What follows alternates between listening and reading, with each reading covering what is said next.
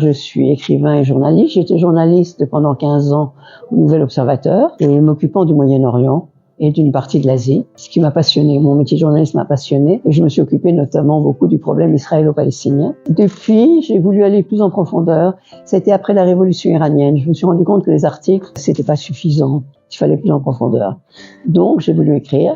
Mon premier projet était d'écrire un livre qui se passait pendant la révolution iranienne, que j'ai fait comme projet que j'ai jamais écrit. Et ensuite, j'ai écrit sur, de la part de la princesse morte, la vie de ma mère, mais à partir de sa vie, l'histoire d'un demi-siècle d'histoire entre 1918 et 1940. Donc, la première et la deuxième guerre mondiale.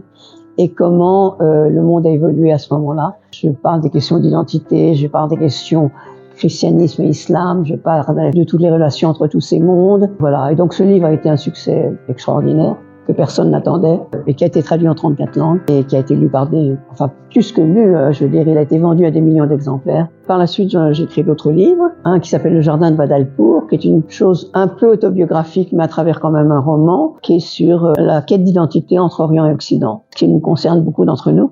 Nous sommes partie occidentale, partie orientale. Et puis ensuite, j'ai écrit ce livre sur les Palestiniens parce que je n'en pouvais plus de voir la façon dont c'était présenté, non objective à mon avis. Et j'ai écrit ce livre qui a eu du succès, mais qui m'a valu aussi un boycott total par la suite de tous mes autres livres. Parce que j'ai écrit 2 livres par la suite, un qui se passe en Inde sur une femme, une héroïne musulmane qui fait la première guerre d'indépendance contre les Anglais en 1857, la révolte des Sipahs. C'est elle qui mène. Ils sont plusieurs. C'est une femme extraordinaire qui est de la ville de mon père. Moi, je suis de l'Inde par mon père, ma mère turque, mais mon père indien. Et mon dernier livre se passe au Pakistan. C'est une journaliste française qui découvre au Pakistan, loin de tous les préjugés, où on pense que le Pakistan c'est un pays de femmes voilées et d'hommes barbus et d'horribles gens. Et il y a toute une société extrêmement moderne.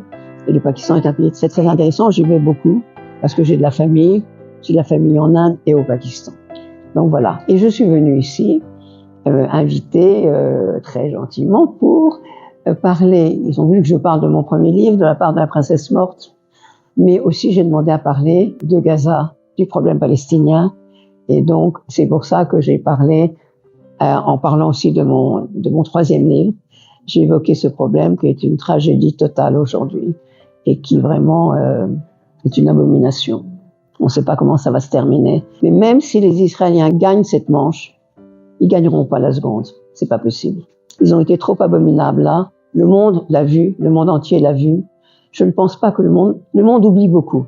Mais je pense pas ça que le monde puisse oublier, surtout que les jeunes générations qui ont encore la flamme pour se battre. Les gens plus âgés, souvent, ils sont un peu désabusés. Mais les jeunes qui ont vu ce qui se passe actuellement, que ce soit en Amérique, en Angleterre, dans différents pays d'Europe, je pense que quand même ça va rester et qu'il va y avoir une après Gaza. Il va y avoir une période après Gaza. Les choses vont changer.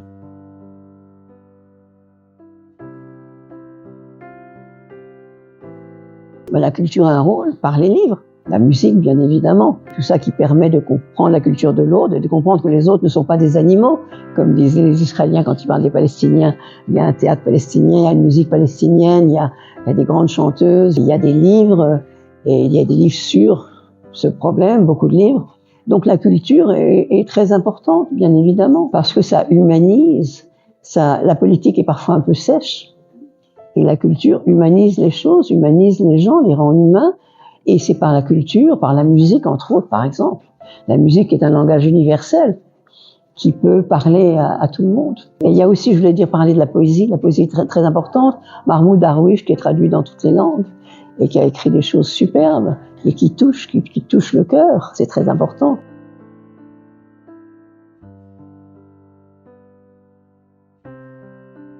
Les jeunes, normalement, sont généreux, qui regardent l'autre, qui gardent les yeux ouverts, qui se laissent pas endoctriner. Ils lisent de moins en moins, ils regardent, hélas, de plus en plus les écrans. Sur Internet, il y a énormément d'informations. Ils peuvent ne plus être captifs et prisonniers des moyens d'information officiels ou semi-officiels qui disent tous la même chose et qui sont souvent, en France par exemple, tenus par des sionistes. Heureusement qu'il y a maintenant tout cet Internet où il y a vraiment beaucoup de choses. Il faut faire attention, il faut faire le tri. Il y a beaucoup de choses qui sont fausses, mais il y a beaucoup de choses qui sont aussi très intéressantes. Mediapart, un moyen formidable d'information, par exemple.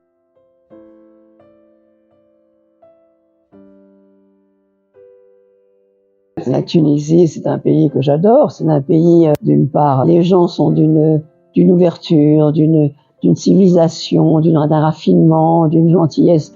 Je suis reçue ici comme une reine. Je suis vraiment, c'est merveilleux d'être en Tunisie pour moi. Mais la Tunisie est vraiment un pays hyper civilisé. C'est un pays qui est important, qui peut vraiment faire comprendre. Les auteurs tunisiens, moi j'avais, un de mes meilleurs amis était Moustapha Klini, un auteur tunisien merveilleux. C'est un ami d'université, un ami de toujours, qui est mort récemment, quelque temps. Mais donc, il y a en Tunisie une qualité de civilisation, une histoire extraordinaire. Et donc, ça permet de parler, ça vous permet de parler et d'écrire.